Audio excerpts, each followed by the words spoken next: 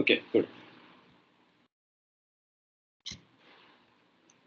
So today we'll be talking about semaphores, and we have already seen two synchronization primitives in previous classes, which were mutex locks and condition variables. So this is another one, and this was uh, like invented by Dijkstra and colleagues.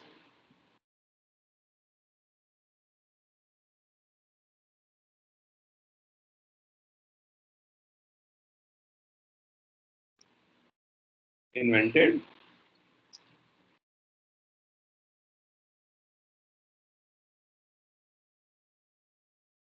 as a single primitive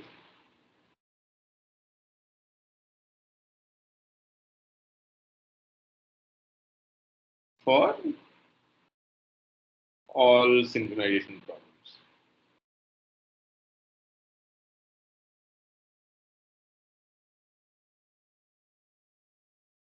That is, it can be used as logs and also as condition variables.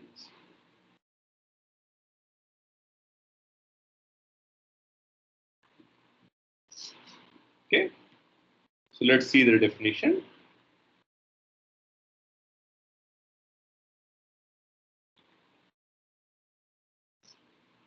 So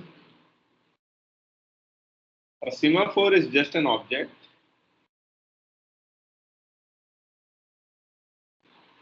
with an integer value.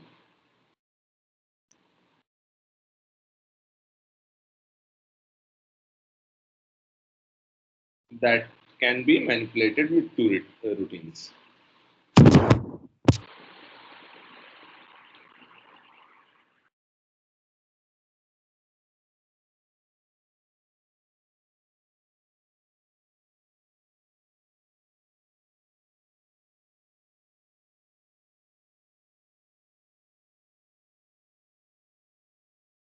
And what are the two routines? So first one is called post or up, and we will call it semaphore post, and other is called wait or down, and we'll use the semaphore wait for. And so this object has an integer value, and the initial value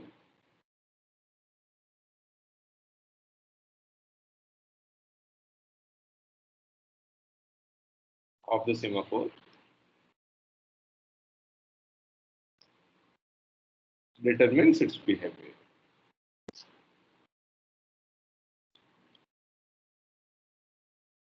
So that's why we need to set the or we need to initialize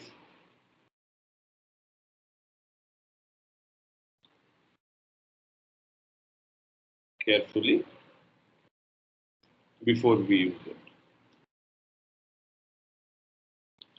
So, for example, in logs and condition variables, like the initialized value was zero generally, but here, like the value will change depending on the condition, and we'll see how it will.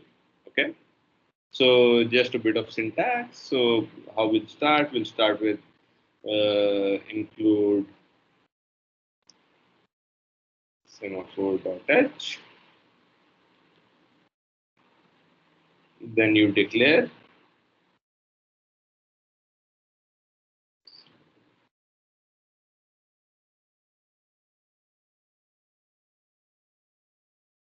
and then the initialize is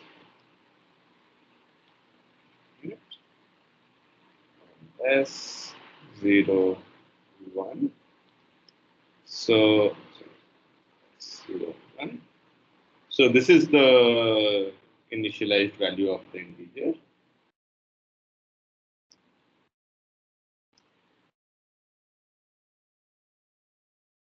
And the second argument for all our cases, it's going to be 0.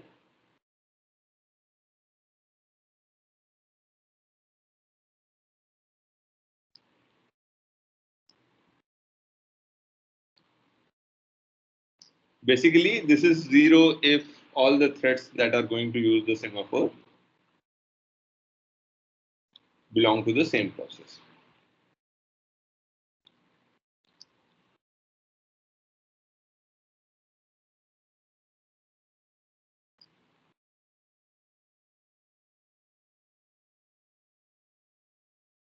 So it can be used for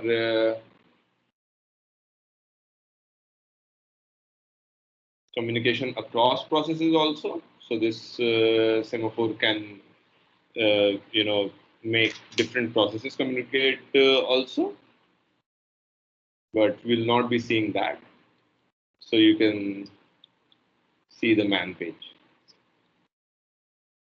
for details. Okay.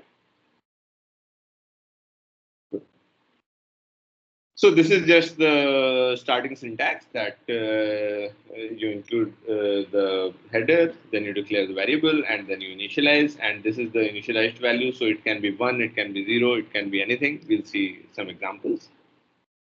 And after initialization,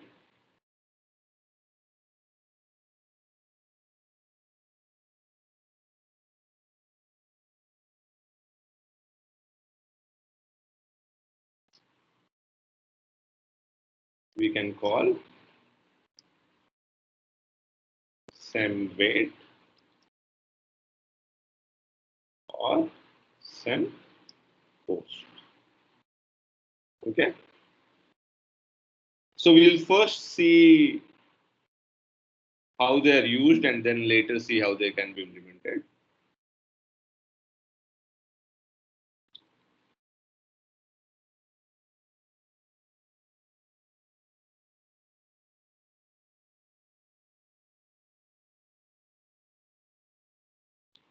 Okay. So let's first look at the wait.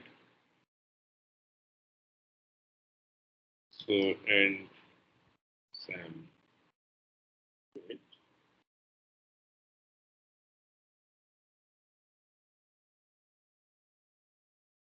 So it takes the semaphore and its behavior is quite simple. What it does, it decreases the value of the semaphore by 1.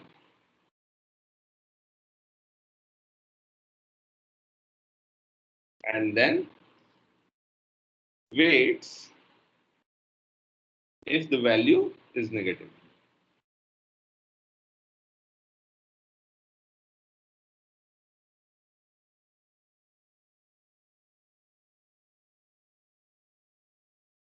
And this is, of course, done atomically.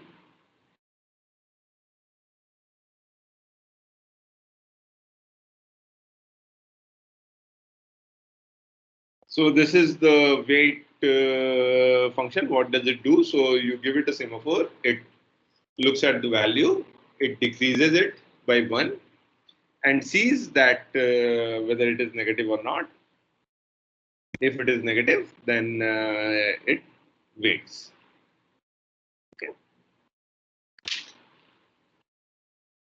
And now the post routine. So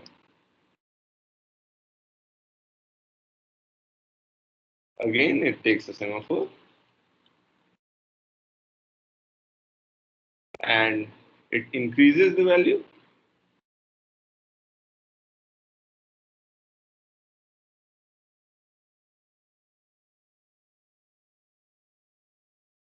by 1 and wakes up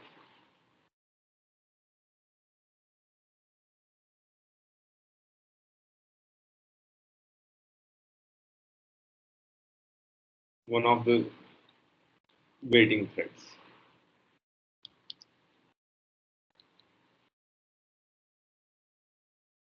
Okay, if there is,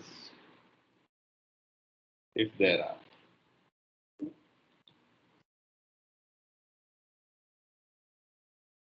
So if there are some threads waiting, then it will wake up one of them. And again, this is done atomically.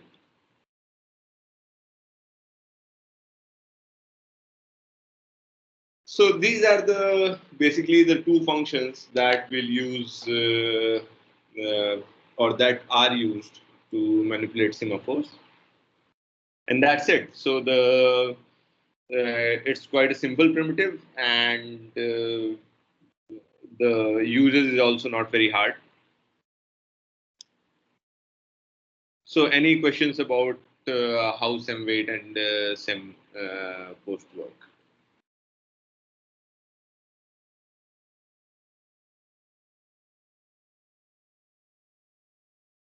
So you can think of like post as up because it increases and weight as down if you feel like comfortable with that. Okay. Any question about this till now?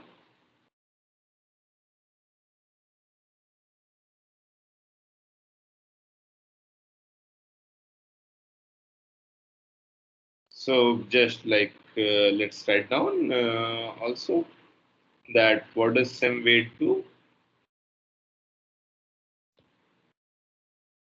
Either it returns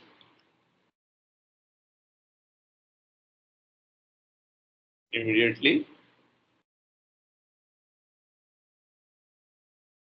or goes to sleep,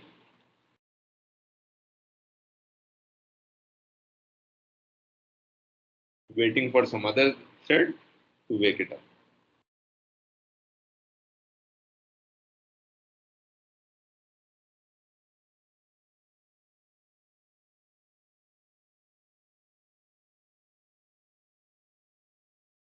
And wake it up how?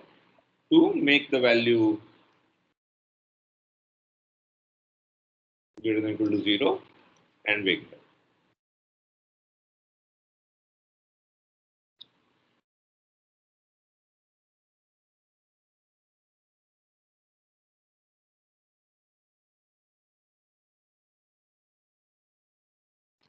Okay.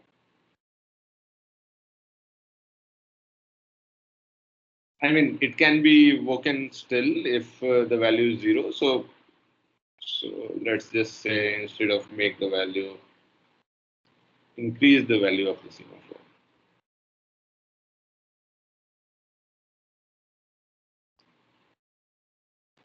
But it will still check whether the value has become like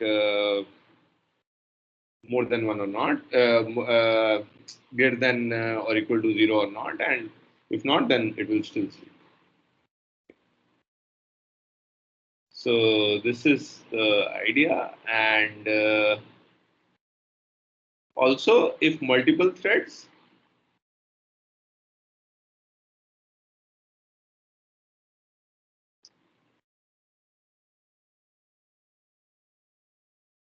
call sem weight,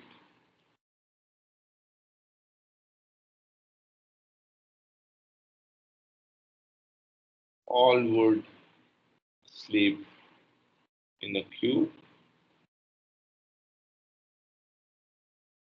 waiting to be woken. Okay. So this is the semantics of sem weight and what is sem post.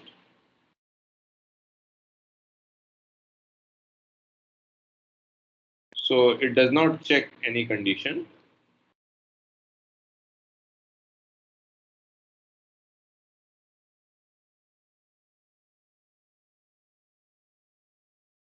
And just increases the value and wakes up a thread if there exists. If there are threads to do waiting. Okay. Another thing to note is value of the semaphore.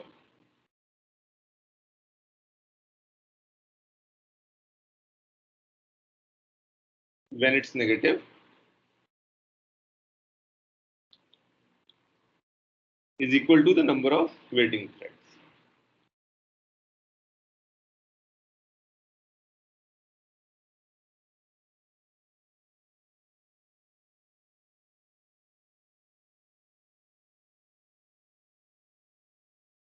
So this is generally this information, the value of the semaphore is not usually displayed or it's not usually seen by the calling thread.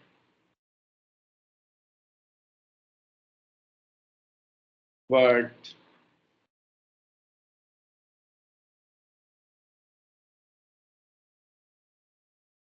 you can like use this information to understand like better.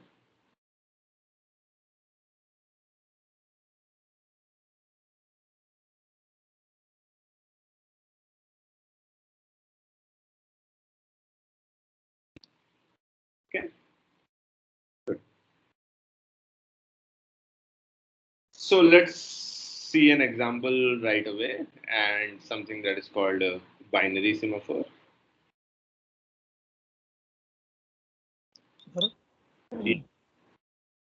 Sir, sir, the Samway does this atomically, right? As you said. Sorry, say again. Sir, the Samway does this thing atomically. Yes, So how will a Sampost interfere if it's waiting? Sempose does not wait.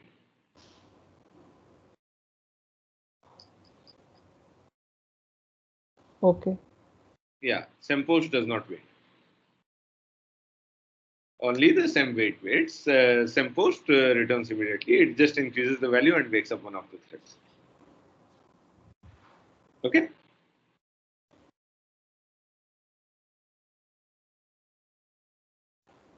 Yeah. Okay, sir. Yeah. So Sempost does not wait. Same wait does, and it first decreases the value, and if the value becomes negative, then it waits.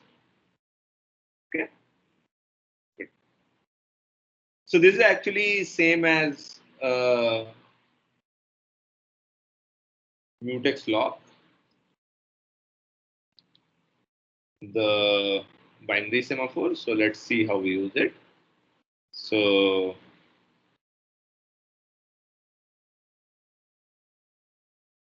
and we'll be using it later in the lecture. So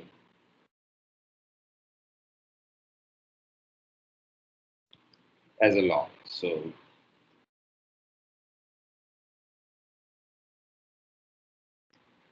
and let's say we initialize it with x. So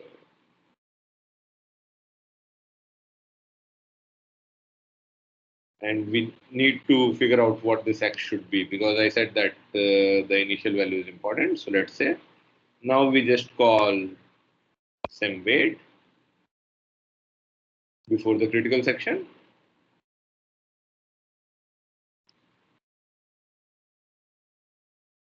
And then we call sem post.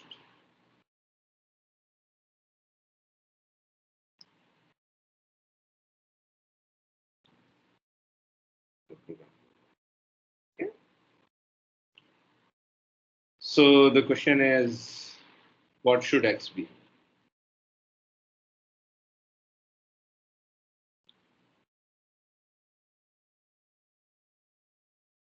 Okay. So we want to use this as a lock. So that is the idea. So let's look at the cases. So suppose there are two threads, and let's say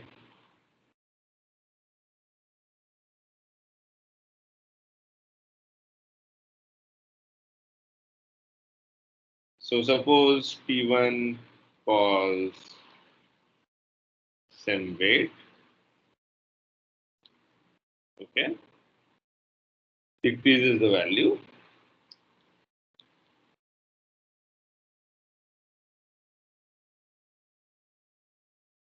And now, depending on the value, whether it is positive or negative, it enters the critical section. So if it was non-zero, then it should enter the critical section, or if it was at least zero.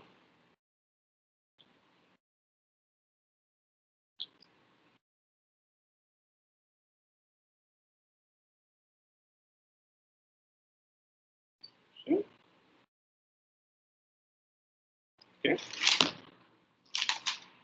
And then just like, infuses the value.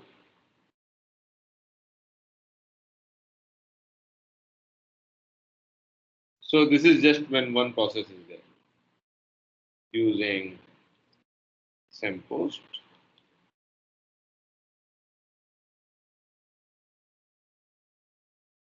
and exits the critical section.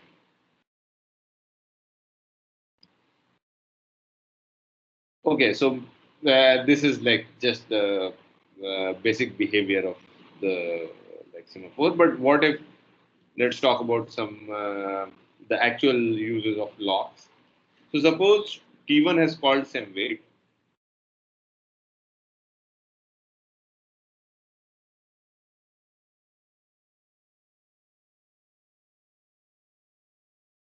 Decreased value, and now suppose another thread T2 calls sem weight. Okay, so we don't want T2 to enter critical section.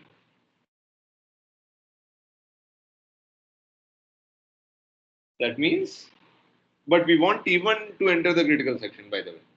Okay, so the value should be greater than or equal to 0 after decreasing the value. That means the semaphore should be greater than or equal to 1. So this gives that value initially should be greater than or equal to 1. But here we don't want T2 to enter the critical section. So the value of semaphore should be at this time should be less than or equal to 0. Because if it is greater than 0, then T2 will be able to, after decreasing, it will still be at least 0, and T2 will be able to enter the critical section. So the value of the semaphore should be less than or equal to 0 after T1 has entered. Should be That is the initial value should be less than or equal to 1. Right? So that gives us that the value of x should be 1. And if it is 1, then now, I did this exercise in a reverse way that to determine later, but now given a value 1, if you initialize it with 1, then it's very easy to see that, okay, the first thread goes, it calls wait, the value of the semaphore decreases, it becomes 0, it is still non-negative, so this thread enters the critical section. And suppose another thread comes at the same time, it again calls sem weight. Currently, the value of the semaphore is 0, so it decreases it. It makes it -1, and it waits because now it cannot enter the critical section because the semantics of sem wait say that if the value is negative, then the thread will wait. Okay, and also you can see here that okay, the more and more threads will come, they will keep decreasing the value of the semaphore, and they'll keep waiting, and the number of waiting threads is going to be equal.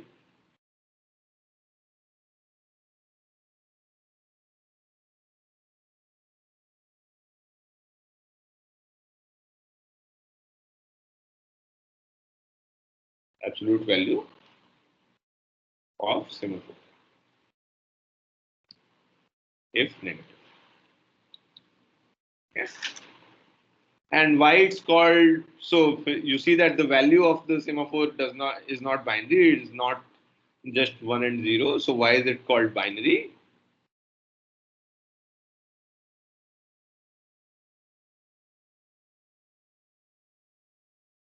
For the simple reason that it behaves like a lock, and a lock has two states.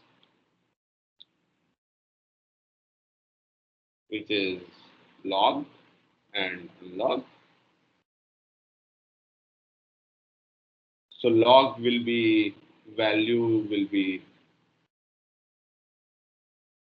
less than or equal to 0, and unlocked is going to be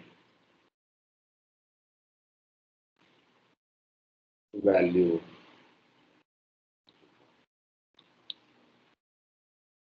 Okay. So another thing, you should see that you should not call sempost without calling semwait. That is like, because otherwise you'll just keep increasing it, and like there is some information loss that is happening. Okay. So is this clear that why this works as a lock? This simple code.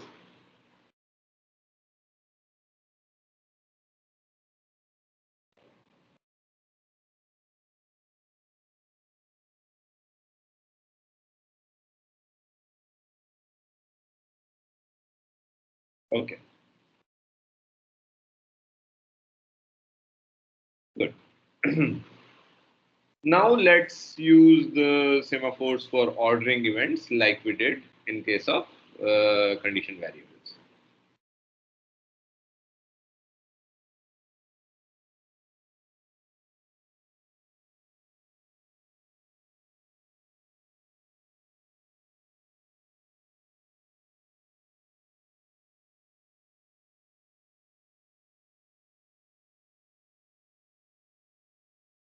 So what we want waiting and signaling.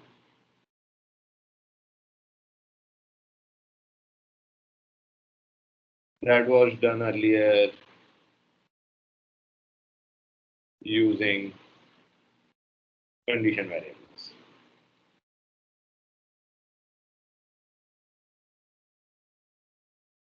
Okay.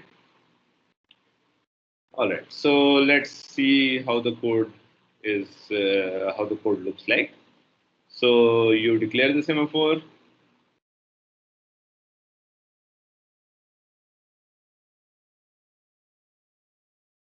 Now, okay, you initialize it.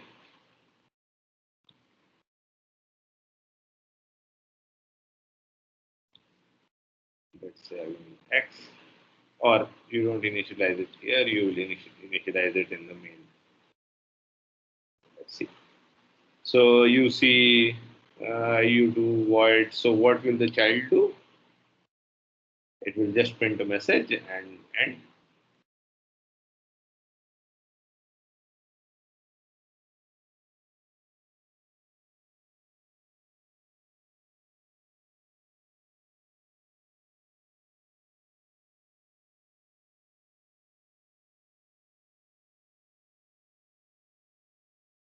And then it will use sem post,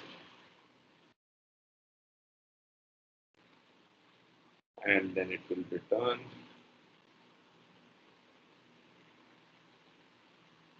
That's the child code. And now the main code.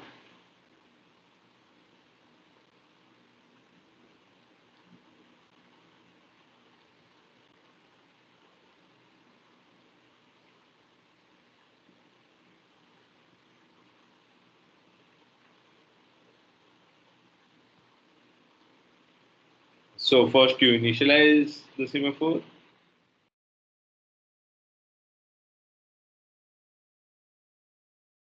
and x, again we need to find out what this x should be. So this is the initial value.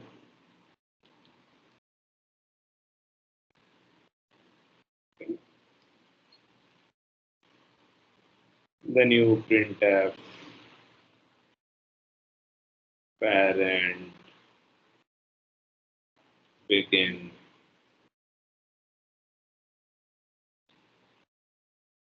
Then you declare a thread.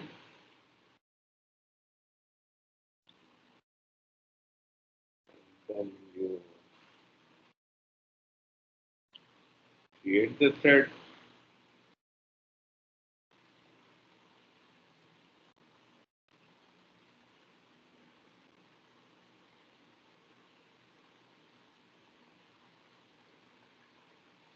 And For the thread, you decide to run this child process. You don't pass any argument for now. And then you call semwait.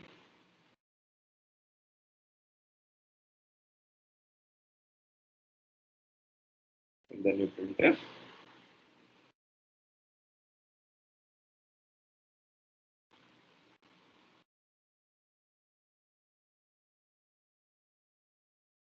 And then you return.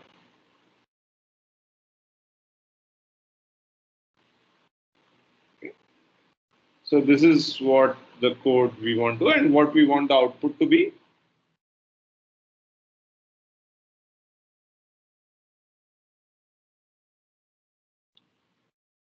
We want to order the events. We want parent begin.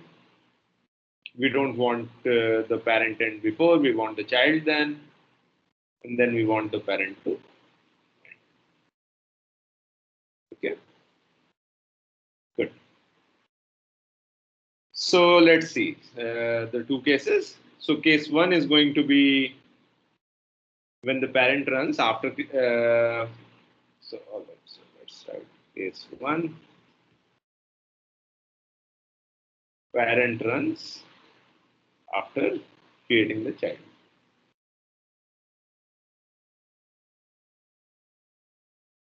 Okay. So what happens if parent runs after creating the child? So parent comes here, it initializes, then it prints this, and then it declares the thread, it calls the thread, and then it runs. So it executes this command, semwait. Now we don't want it to print. So what should be the value of the semaphore? Initial value of the semaphore, because we don't want it to continue. We want it to wait.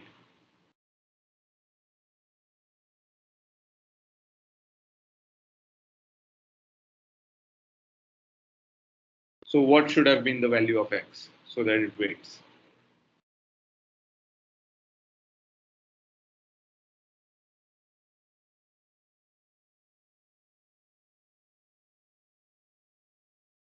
Okay. Is no one getting it, or It should be 0.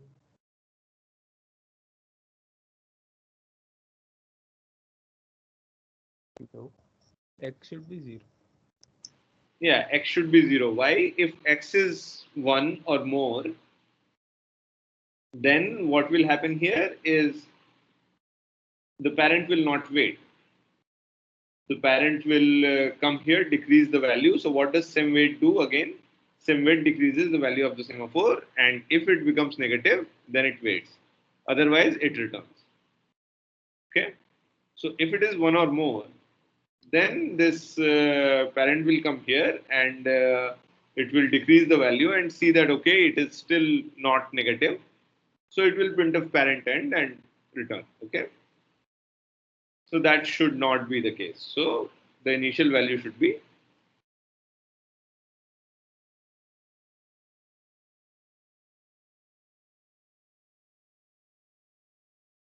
0. I mean, why it should not be negative also, you can figure out. Okay.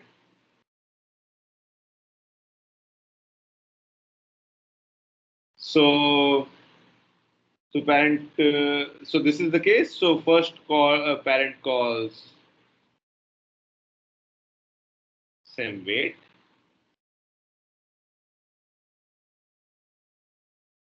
Okay. So it makes the value negative. Specifically, it makes the value -1 and goes to sleep.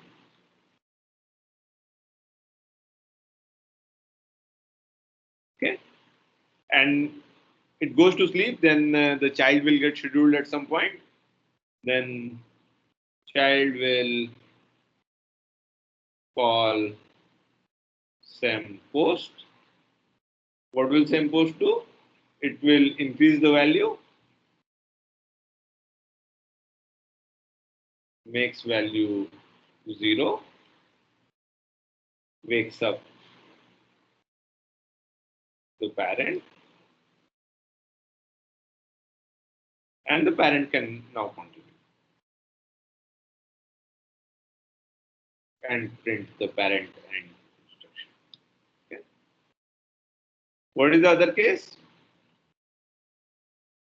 The child runs immediately after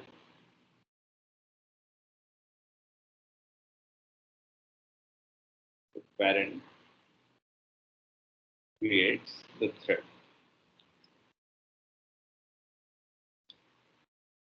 Okay. So in this case, the child uses first what? Sempost.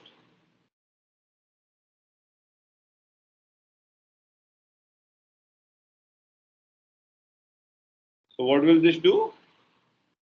Increase the value to 1.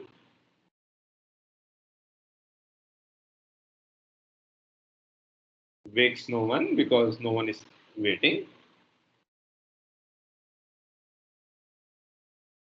Then parent calls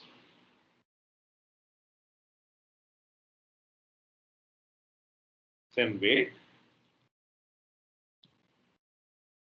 It decreases the value to 0.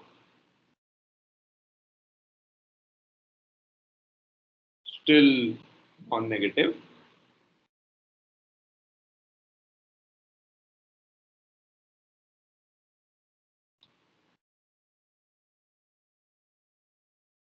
So continues.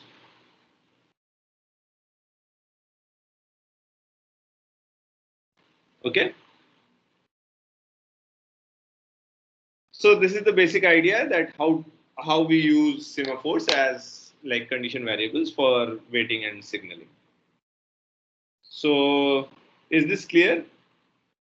Is this code snippet clear? Like in both the cases, why the output will be in this form, in the desired form.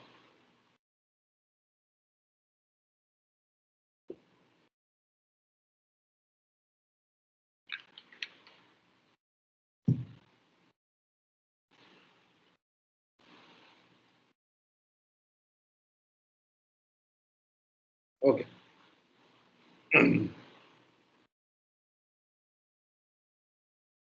If there are any questions, please ask. Like I'm not getting much questions and much response, so I'm like very worried, like whether it's getting across or not. I hope it is. Okay, so now we'll deal with this other problem, which is called the producer-consumer problem, which we saw last time.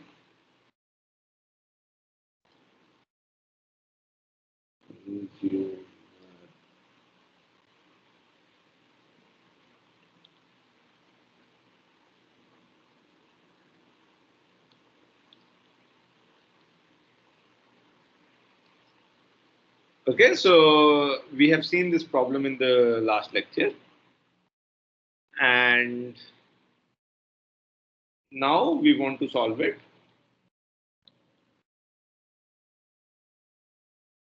using semaphores.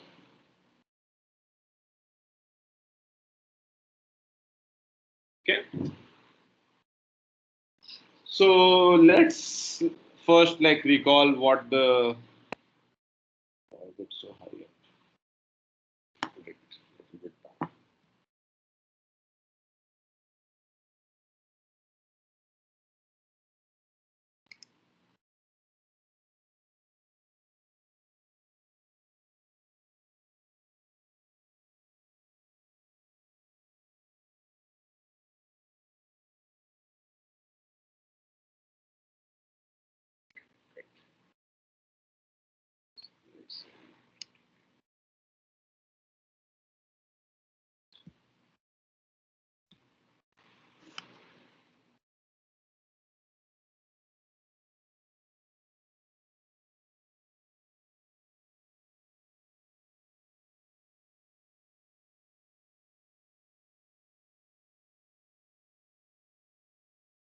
Okay, anyway, so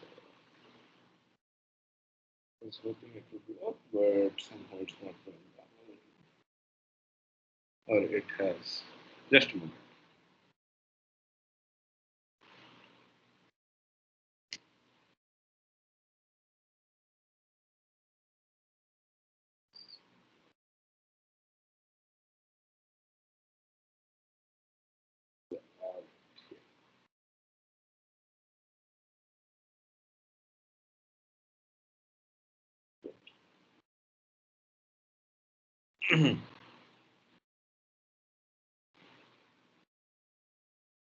So yeah, we want to solve this producer consumer problem, which we had seen in the last lecture using semaphores. So let's first remember the put and get routines. Okay, so we have a buffer of size max.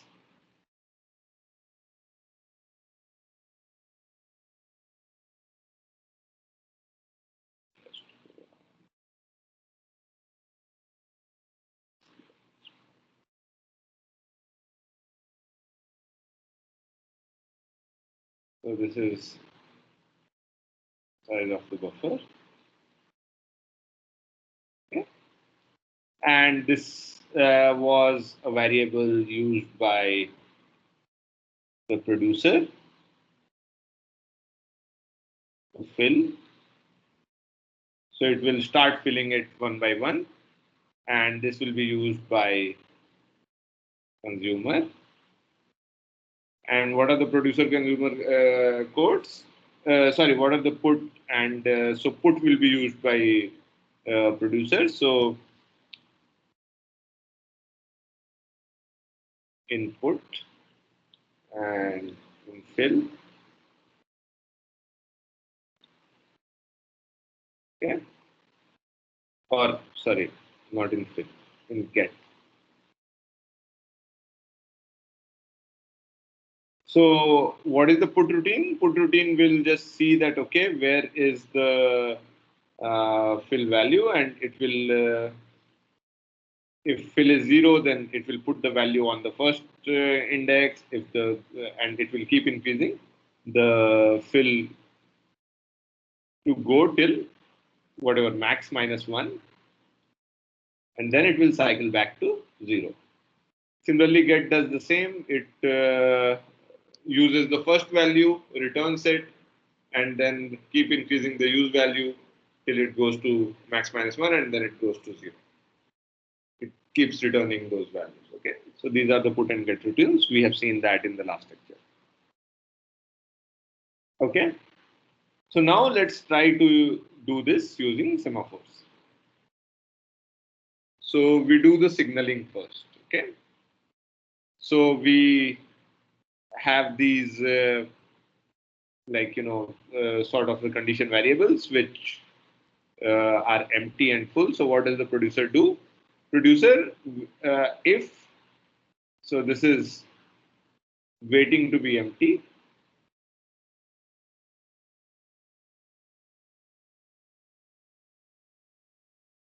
Is waiting for it to be empty, and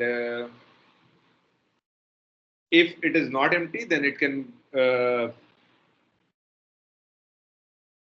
sorry, wait if empty, not wait for empty.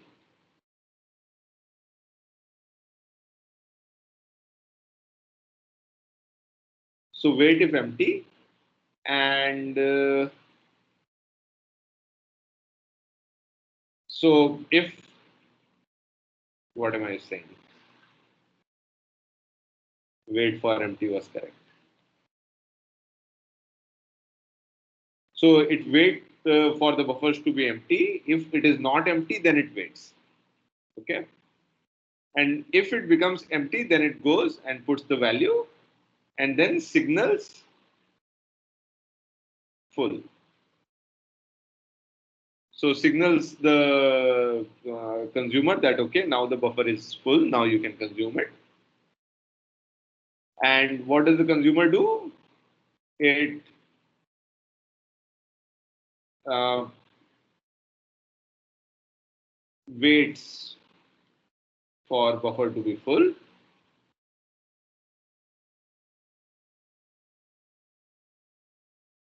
and if it is full, then it consumes.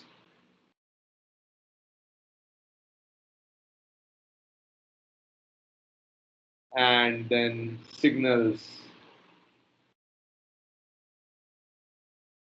that buffer is empty.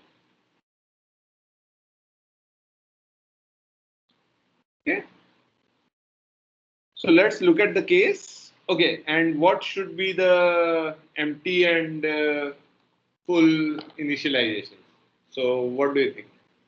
So let's ask this question that so we need to initialize these, right?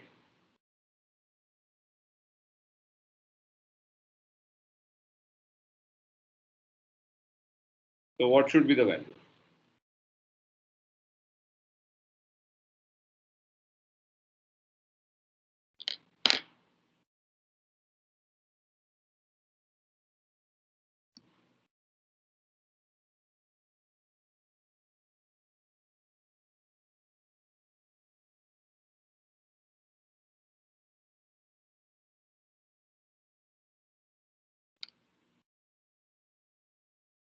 Empty should be 1, Mm-hmm. um, and full should be 0. Empty should be 1 and full should be 0. Yeah. So why should full be 0? Because if full is 0, then the consumer will wait. So suppose the consumer runs first, and if full is 0, then it should rightly wait because it will decrease the value of full, and it becomes -1, and it will wait for this to become non-zero. And empty should be 1, or empty should be max, because suppose there are many producers, and if empty is just 1, then one producer goes and it sees that okay, this is empty, it puts something, but then some other it wants to do it again, let's say, then it won't be able to do it, right? So suppose empty was 1, then the producer goes here, it calls sem weight, now it makes it 0, and it puts the value in the buffer, and then it signals the uh, consumer. Now it goes back to the loop, and now it finds the empty to be 0, it makes it -1, and now it won't be able to put anything in the buffer, right? Hmm. Yes, sir. Yeah. So that is why empty should be initialized to max. So which, if you want to get the semantics, it will be like max are empty and 0 are full currently. So initially everything is empty and nothing is full. So this, as I said, that if it is 1, so let's take the case then max is equal to 1, and then everything works as desired, because then the producer goes. So even if the consumer runs first, the consumer will wait, because it will see that full is 0 and full will become negative when it calls the same weight. So we'll make full negative,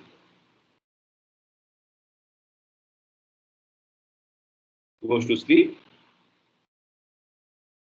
Now the producer comes and at some point, and then the producer will call some weight and empty is 1, let's say, because max is 1. It will become 0, it will put something, and then it will signal the that okay, this is full, and now the value of full is 1, sorry, 0, because sem post will increase the value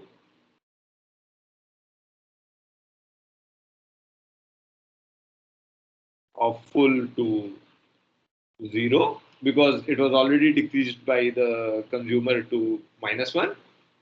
Okay.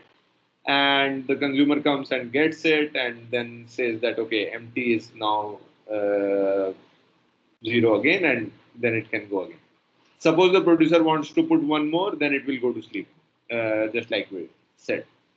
But what happens when max is equal to, let's say, even 2?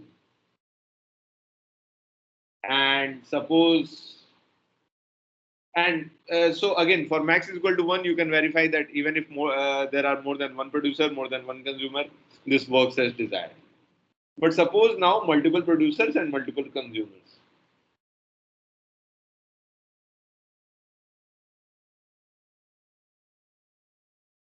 Now something goes wrong. So what goes wrong here?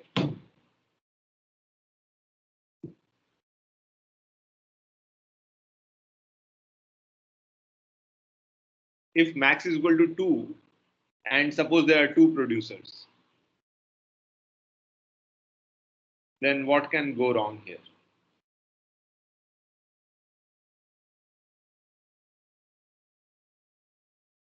So remember that the put and get routines, we have not written them to be atomic anywhere. So we have not made sure that the put or get routines are atomic. So now can someone tell what can go wrong? Multiple producers can call put at the same time, and then the increment won't happen. Might not happen as well. Exactly. So what happens? Suppose one producer comes and it calls sem weight. Sem weight becomes sem weight on empty. So empty becomes, so initially empty was 2, empty becomes 1, and then it goes to put. And suppose it puts the value, but before it has increased the fill, it gets interrupted.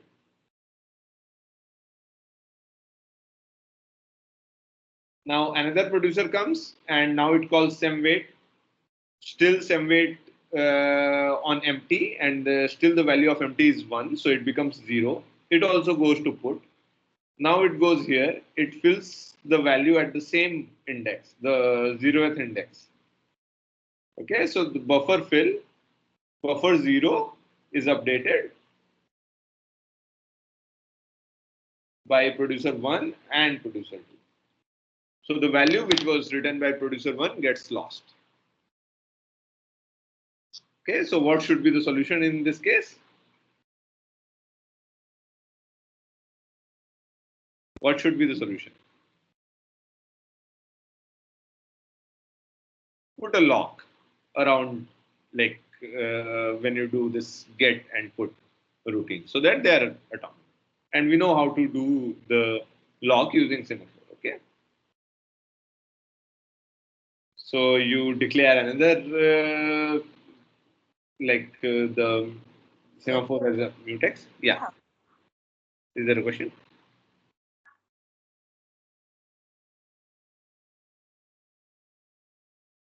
Okay. No. All right. So let's say now we do this, that we put a lock here in the producer, lock, then this is waiting, this is signaling, and this is releasing lock. Similarly, here you put lock, this is waiting, this is signaling, this is again releasing lock. Okay. So suppose this is what we want to do,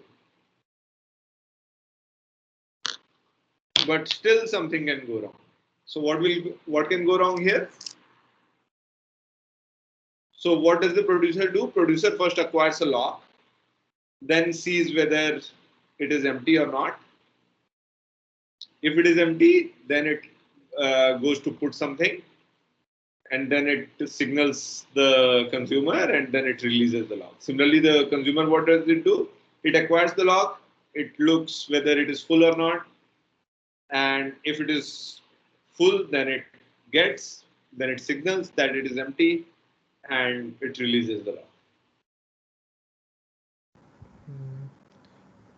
If one of them goes to sleep after acquiring the log, then nothing would be able to proceed. Exactly. So suppose the consumer runs first.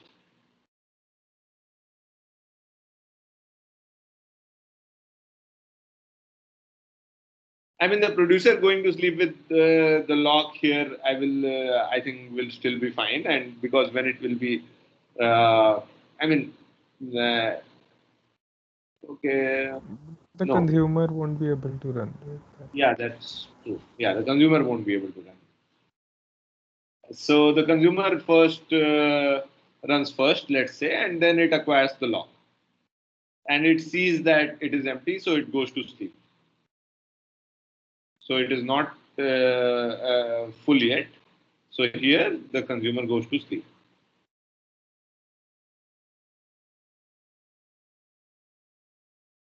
Okay, and now it comes to the producer, and the producer wants to acquire the lock, but the lock is held. So this is the like classic deadlock situation where none of them will be able to produce because like the consumer goes to sleep with the lock.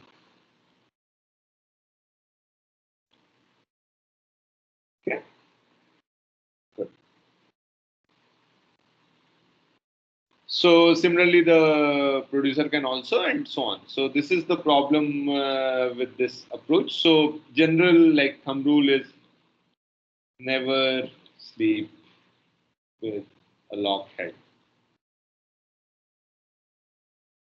So what is the solution then in this case? Lock after Lock after after waiting on checking the full. condition. So solution wire lock after checking.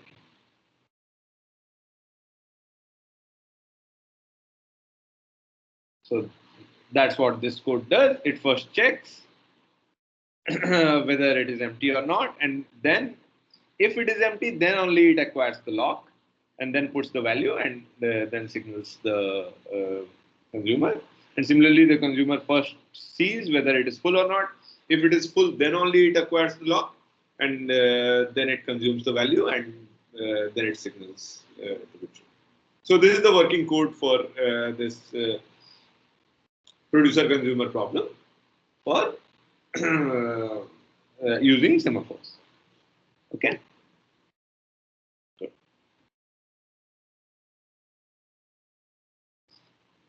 All right. So another problem that we want to do today is called the reader writer problem.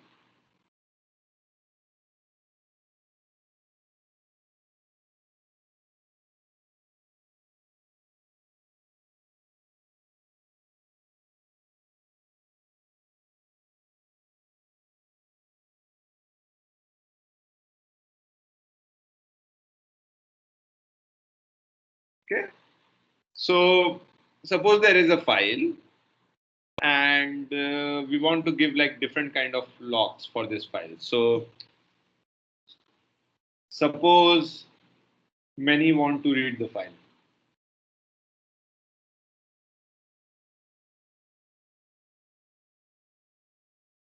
Okay.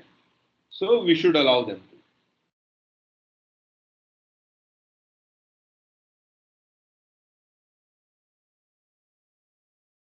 Because they are not making any updates and there is going to be no difference in data and so on. Okay. Now, if many people want to write,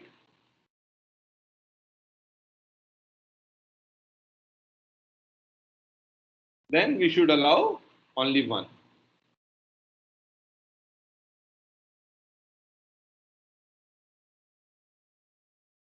Also, we should not allow the write if somebody is reading.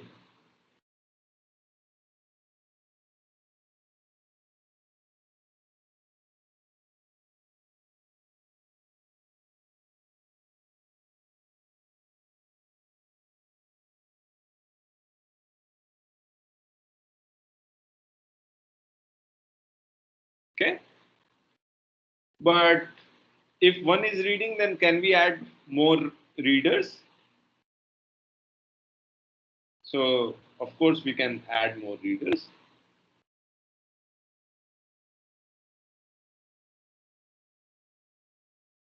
But do we add more readers even if some writer is waiting? So that depends on the implementation.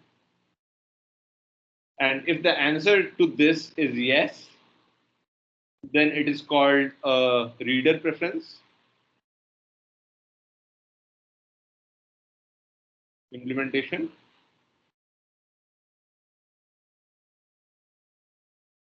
And if the answer is no, that we don't add any more readers if some writer is waiting, then it's called the writer preference implementation. Okay. So today we'll see how to do the reader preference implementation using semaphores, and then so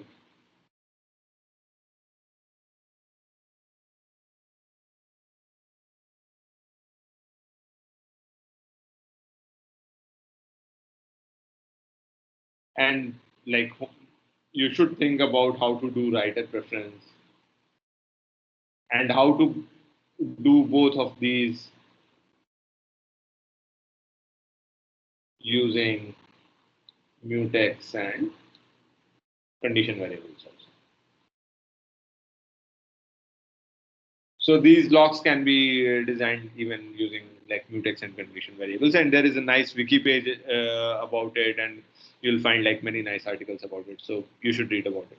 So today we'll just see that. So this is a very like common and interesting problem that occurs, like that. Of course, we want to allow some read and write operations, and the lock should be acquired in like in a nice way, such that it does. Yeah. It does the job proper. All right. So this is the actually the code. So now the structure will have basically a basic lock. So this lock will be for increasing the count of readers, increasing or decreasing, like changing the count of readers. Let's say. The first lock will be used for that. So the first one is just a lock. Second one is the writer's lock, just for writers.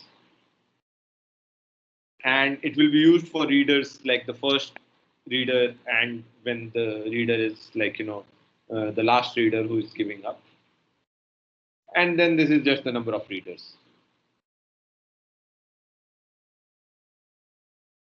Okay, and so this is initialization done only once. So it initializes the read write lock to 1, and sorry, the write lock to 1 and the number of readers to 0. And initially the lock is initialized to be 1 because this is just a simple lock. And in case of a simple lock, we have seen that the initialization of the semaphore should be 1. And so now what is the read lock? How do we acquire the reading lock? So the read lock does is it just first acquires the lock which is for updating the count, and increases the number of readers. Now, if you are the first reader, after increasing the value of this count is 1, then you are the first reader, then you should acquire the write lock also. Okay, so you acquire the write lock.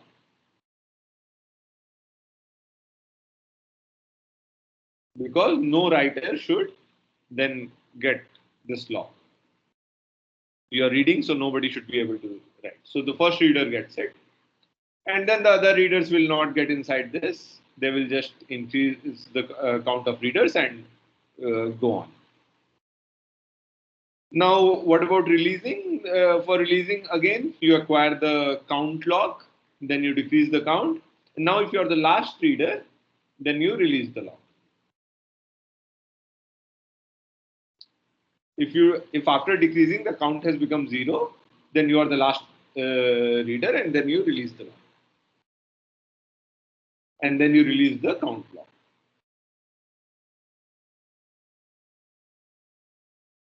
And for the writer, it's very simple. You just acquire the write lock and you release the write lock when you want to. When you want to acquire the lock, you acquire the lock. When you want to release the lock, you release the lock. Okay, so this is a simple like code, simple implementation for the read write thing. Okay. Any question about this?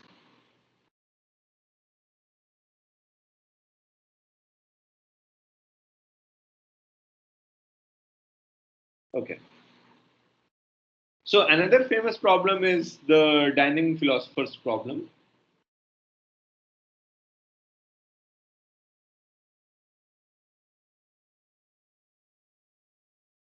And it is like illustrated as this, that there are, let's say, 5 philosophers and there are 5 forks. So these are philosophers, circular. They want things to be nice and symmetric, and the forks are square. Okay, so there are 5 philosophers and there are 5 forks, and they want to eat. Okay, but they need they need 2 forks to eat. Okay, and what is their what do they do? So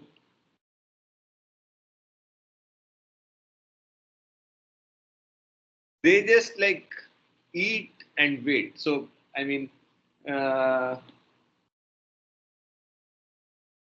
while one, they just think, and after they have done their thinking, they get forks, where this is the philosopher number,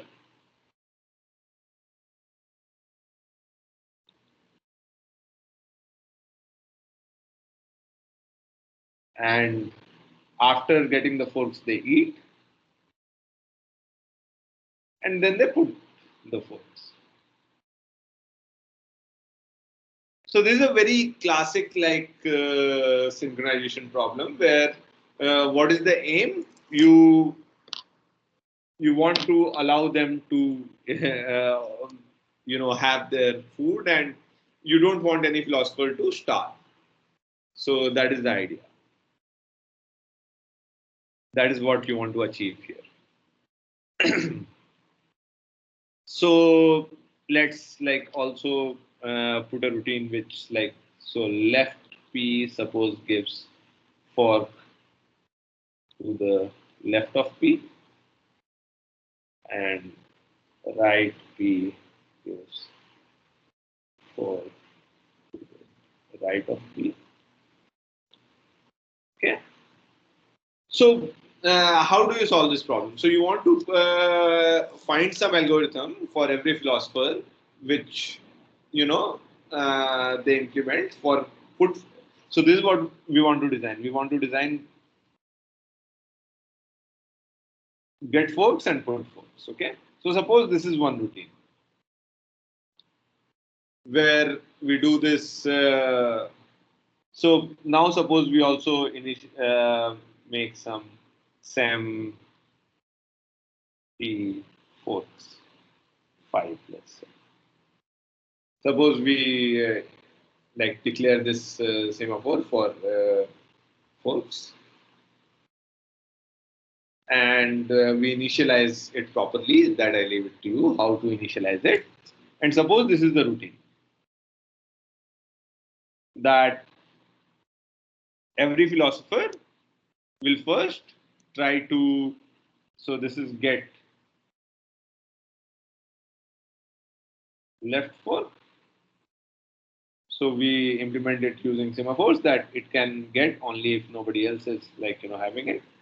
Then get right fork. Okay, and then put left fork down, and put right fork.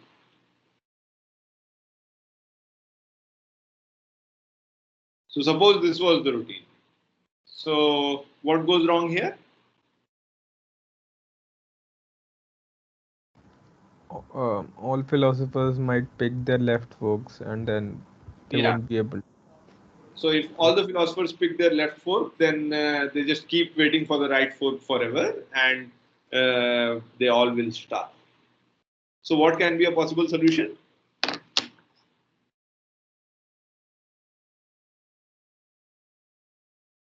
So how to solve this problem? How do we design the routine?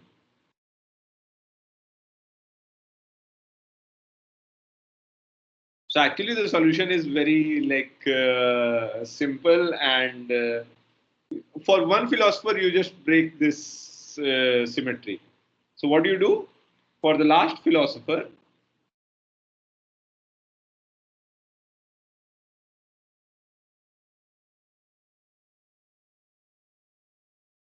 picks the right fork first, and that's it. First, it picks up the right fork, and others still pick the left fork first and the right fork first. And if you analyze it, you will see that this would not result in a deadlock. So this is just like a very classical problem, which was like in Dijkstra's paper. It was there, and he gave this solution for this problem. Okay, so all right, and now we will just do this. Implement the semaphores using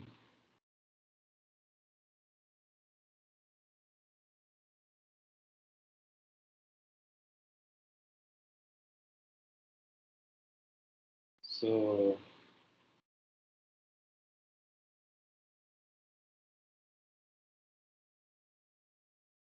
using mutex and condition variable.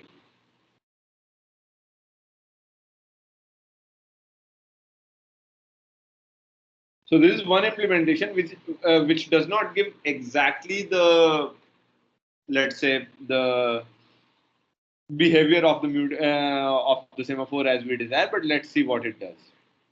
Okay.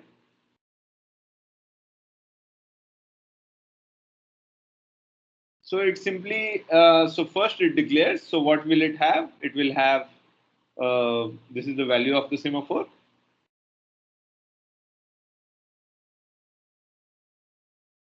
and this is the lock, and this is the signaling thing.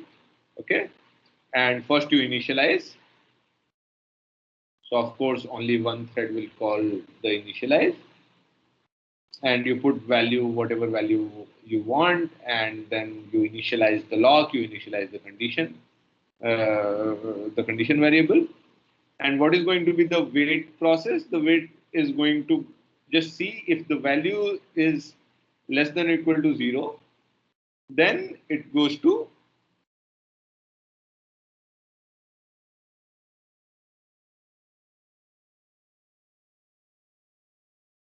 sleep. Okay, waiting for it to be signaled. And otherwise, if it is not 0, it will come out of the while loop, it will decrease the value, and then it will release the lock. Okay, and what does the post routine do? It will acquire the lock, it will increase the value, and it will signal the condition. So this behavior is exactly the same. The post behavior is exactly the same, that it increments the value and then it signals the condition. But the wait behavior is slightly different. You see that here, instead of decreasing the value and then checking whether it has become negative and then going to sleep, what it is doing is it is first checking the value whether it is less than or equal to 0, and then it decreases. So basically here the value is always non-negative.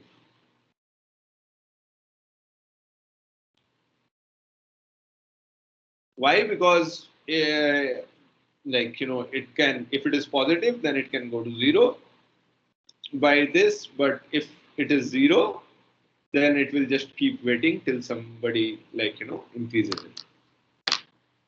So I mean, this is the behavior which is like reflected in the Linux thing also. If you want to implement it using these, so it's called Semaphores in the book.